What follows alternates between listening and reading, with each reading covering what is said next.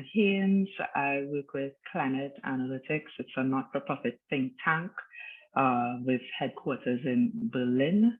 I have the role of senior legal advisor. My work generally involves me advising countries, usually members of the Alliance of Small Island States, in particular those who are from the Caribbean region, in climate change discussions.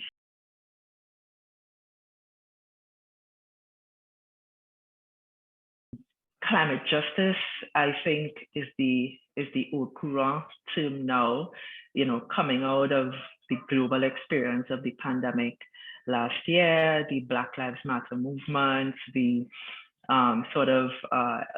amazing intersectional discussion that took place between those kind of social human rights movements and environmental movements, and understanding that we really need to find common cause in order to be able to address the issues that are at stake. So climate justice to me has emerged as sort of an umbrella term to sort of, encapsulate all of that discussion that is fairly new at least at the international level in the climate space.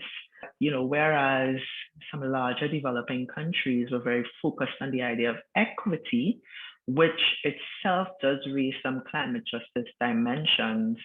From the island perspective, we raise the issue of survival, which goes more to the heart of this question of what climate justice means and what it needs to look like for those on the front lines.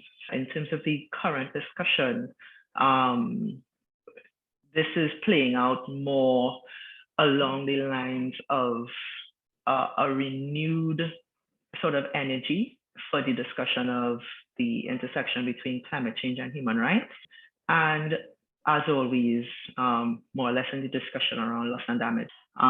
Some limited progress was made ahead of Paris in 2013 with the creation of the Warsaw International Mechanism on Loss and Damage. That mechanism now serves the Paris Agreement via decisions that were made in 2015 onwards. But now we are still having a discussion on how do we really make the work of that mechanism count on the ground within countries that are actually suffering from these previous impacts of loss and damage.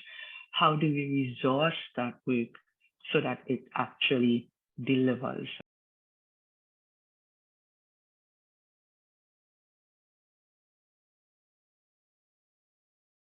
The domestic layer brings us, I guess, much more closely into looking at vulnerable communities and then having to decide on who is really vulnerable, because you have, frontline communities that are on the verge of being displaced because of sea level rise. You have communities that are being battered by increasingly severe weather events. We speak into the complete unpredictability of when the dry season starts or ends, or when the rainy season starts or ends. It's now just all one big dry rainy season.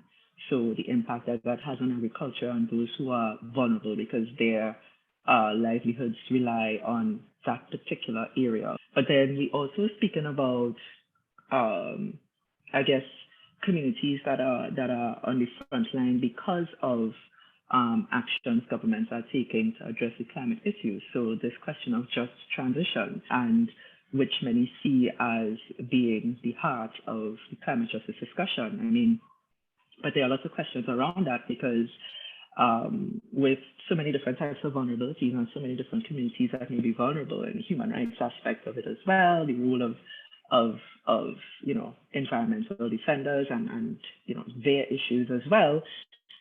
It would be a bit bizarre to focus the climate justice movement just on this idea of workers and transitioning of the workforce that is primarily involved in fossil fuel or fossil fuel related types of labor.